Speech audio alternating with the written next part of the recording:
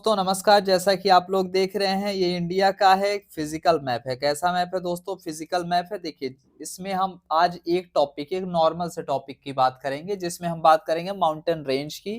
जो तीन इसमें स्पेशली हम हिमालय माउंटेन रेंज, ये पूरा आप देख रहे हैं ये हिमालय माउंटेन रेंज है जो कि आप यहाँ से देख रहे हैं पूरा ब्राउन जो कलर में है, ये पूरा का पूरा किसको बता रहा है? माउंटेन रेंज को बताता है। ठीक है, इतना याद रखिएगा। अब देखिए इसमें क्या है दोस्तों, इसमें इंडिया भी है और प्लस क्या है, इधर आप देखेंगे चाइना भी दिख रहा है। ठीक है ना दोस्तों, तो आपको कंफ्यूज नहीं होना है।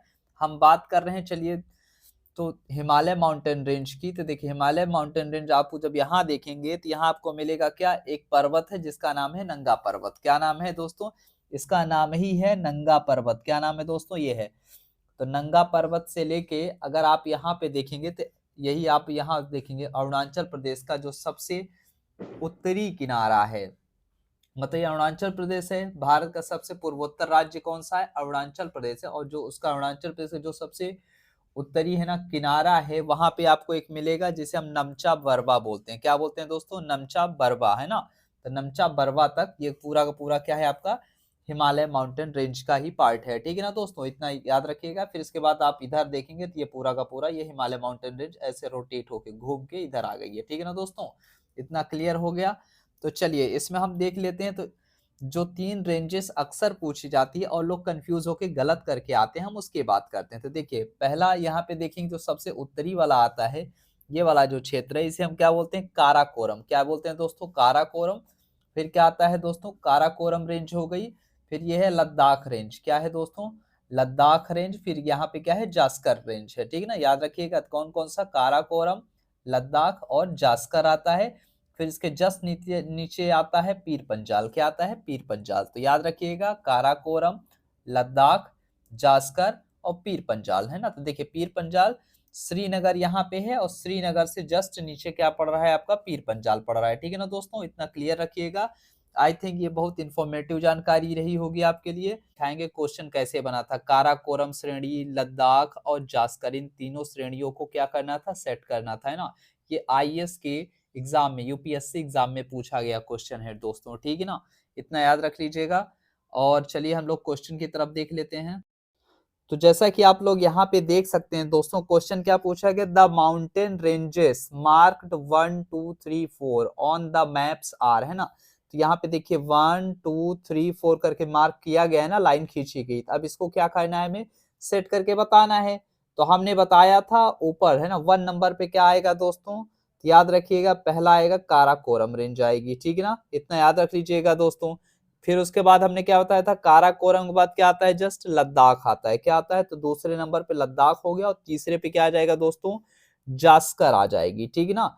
और चौथे नंबर पे ये वाली जो है ये पीर पंजाल है। तो याद रख लीजिएगा। तो क्या क्या आता है? पहले पहले हमने बताया था काराकोरम, फिर क्या बताया था दोस्तों? लद्दाख, फिर जास्कर और पीर पंजाल। तो इसका मतलब इसका ऑप्शन ए वाला सही माना जाएगा। ठीक है ना दोस्तों, ये क्वेश्चन यूपीएससी एग्जाम में आया हुआ था। ठीक है ना दोस्तों, इतना क्लियर रखिएगा।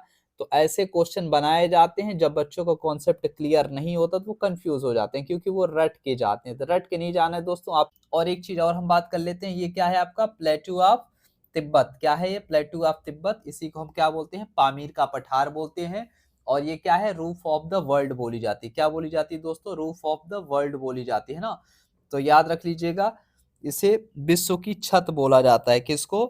तिब्बत के पठार को, पामीर के पठार को। ठीक है ना, तिब्बत का पठार कहिए या पामीर का पठार कहिए, इसे हम क्या बोलेंगे? रूफ ऑफ द वर्ल्ड बोलेंगे। देख सकते हैं कहाँ पे है इसका विस्तार।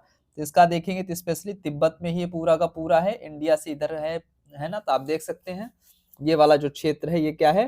प्लेट्यू ऑफ तिब्बत है। और यहाँ ये पूरा का पूरा तिब्बत पे जानते ही आप लोग चाइना का कंट्रोल है। किसका नियंत्रण है दोस्तों? चाइना का है।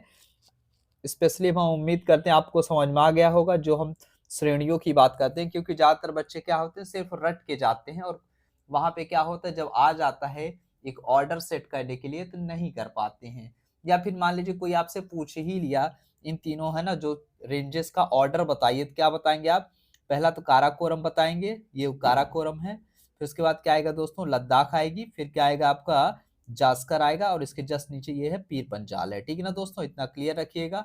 हाँ, अगर कभी कभी कुनलुन क्या बोला गया है, कुनलुन माउंटेन, ये यहाँ आपका पड़ रहा है। कहाँ पे पड़ता है ये आप देखेंगे तो ये लद्दाख वाला क्षेत्र है, और लद्दाख वाले क्षेत्र का ये जो सबसे उत्तरी सिरा है, और यहाँ ये पूरा का पूरा चाइना वाला क्षेत्र है, यहाँ पे हो गया। और यहीं आप देखेंगे तो ये आपका हिंदू कुश दिख रहा है। क्या है दिख रहा है दोस्तों? हिंदू कुश। और हिंदू कुश की स्पेशलिटी क्या है? यहाँ पे खैबर पास मिलेगा। क्या मिलेगा दोस्तों? खैबर पास मिलता है। कहाँ मिलता है? हिंदू कुश में, ठीक है। अब हिंदू कुश का खैबर पास क्यों फेमस है?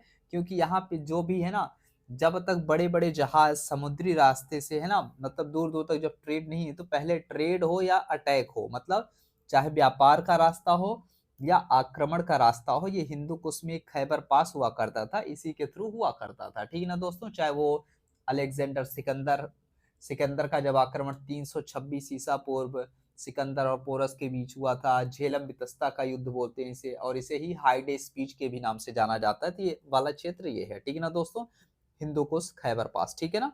इतना क्लियर हो गया दोस्तों। तो मिलते हैं अपने नेक्स्ट वीडियो में, तब तक के लिए बाय बाय।